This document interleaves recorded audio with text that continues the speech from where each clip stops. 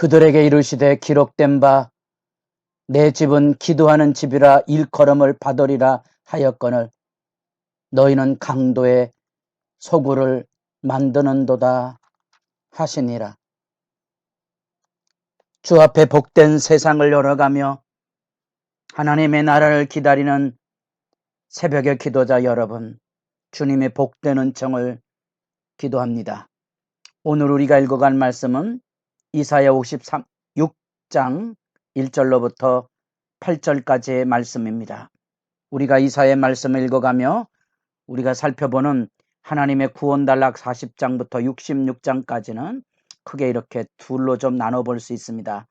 중요한 주제는 회복과 소망이 어떻게 이루어지는가, 여호와의 종 선두에 선 고레스를 통하여 하나님의 구원의 말씀이 들려지고 그 실체가 드러나게 되면 이제 그 실체적인 구원의 하나님의 열심과 그 뜻을 따라 설 메시아와 그 나라를 기다리는 사람들을 통하여 이루어질 구원의 나라가 소개가 되는 반면에 56장부터는 보다 더 구체적으로 그래서 여호와의 종들로 부름받은 여호와의 백성들이 하나님의 통치 아래 어떻게 시온의 영광에 이를 것인가.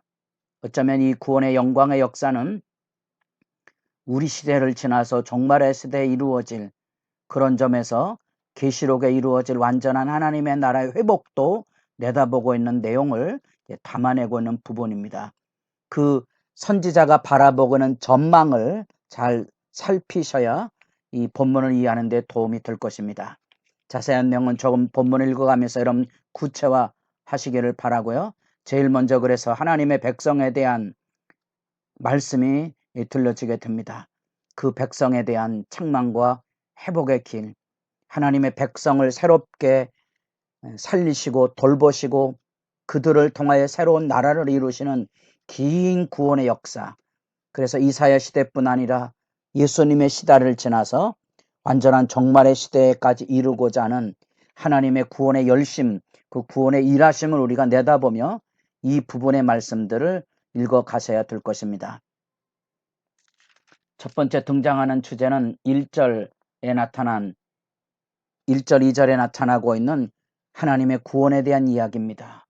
1절 여호와께서 이와 같이 말씀하시기를 너희는 정의를 지키며 의의를 행하라. 이는 나의 구원이 가까웠고 나의 공의가 나타날 것임이니라. 나의 구원이 가까웠습니다. 그러면 뭘 하고 있어야 됩니까? 정의를 지키며 의를 행하는 하나님의 백성들이 깨어 있어서 그 나라를 기다려야 되지 않겠습니까? 안타깝지만 이 구원에 대한 희망을 말할 때 하나님의 슬픈 이야기가 들려졌다 그랬습니다. 55장 1절에 오라, 이 슬픈 얘기라 그랬습니다. 기쁜 외침이 아닙니다. 나라가 망했을 때 절규하던 예레미야에게 나타난 울부짖음의 그 얘기입니다. 오라, 너희 목마른 자들아 물러 나오라. 돈 없는 자도 오라. 너희는 와서 사 먹되 돈 없이 값없이 와서 포도주와 젖을 사라. 하나님의 백성이 하나님과 더불어 복되게 살았어야 되는데 그것을 잃어버린 그 비참함에 눈물을 흘리고 계시는 하나님의 안타까운 호소를 우리가 그곳에서 만난다면 여기 56장에서부터는 드디어 이 40장부터 55장까지 이루어지는 그 구원의 역사에서 하나님의 백성이 지키고 있어야 될 삶의 자리에 대한 이야기를 이렇게 요약해 주고 있다는 거예요. 너희는 정의를 지키며 의를 행하라. 이는 나의 구원이 가까웠고 나의 공의가 나타날 것임이니라. 하나님 앞에 이 복 있는 삶의 자리에 서 있어서 공평과 공의를 실천하고 있어야 될 하나님의 백성의 본분을 이야기하고 있습니다. 그러면 이 말이 또 이해가 될 것이에요. 그것은 주님 오시는 그날에도 주의 백성들이 이것을 지키지 못하였다는 사실과 지금도 우리는 주님 오심을 기다리는 이 삶을 살아야 되는데 우리가 이에 부응하지 못하고 있다는 눈물을 이제 우리가 만나게 될 겁니다. 이렇게 말씀을 읽어가면 시대를 넘어서 흐르고 있는 하나님의 구원의 열심에 대비해서 인간이 가지고 오는 어리석음과 무지와 배역을 절절하게 깨닫습니다. 우리가 마치 출애굽기를 읽을 때 하나님의 그 구원의 영광을 보고도 이스라엘 백성들이 왜 배역하고 불평하고 원망하고 다투었을까를 혹시 의문을 가져보신 적은 없습니까? 지금 우리는 홍해를 건너는 영광을 본 게 아니고요. 하나님이 내 눈앞에서 나를 구원하기 위해서 찾아오셔서 대신 내 죄악의 사망의 짐을 대신 짊어지시고 십자가의 죽으심을 보고도 우리가 주를 따르지 않는다는 거지요. 그게 보이십니까? 그게 느껴지십니까? 여러분이 그것을 볼 수 있다면 회개의 영이 안에 있는 거고요. 그걸 보지 못하면 하나님의 사랑을 아직 제대로 알지 못하는 거 아니겠습니까? 예수 믿고 계십니까? 어떤 예수를 믿고 계시나요? 우리를 위해 생명을 내어주신 십자가 예수를 믿고 계십니까? 그러면 우리 안에 선이 없다는 게, 우리 안에 의가 없다는 것이 울부짖음일 거예요. 그 울부짖음이 있으셔야 여러분들이 마태복음 5장부터 7장까지 나타난 산상수훈이 마음에 들려옵니다. 아, 말씀대로 살아야 되겠다는 몸부림.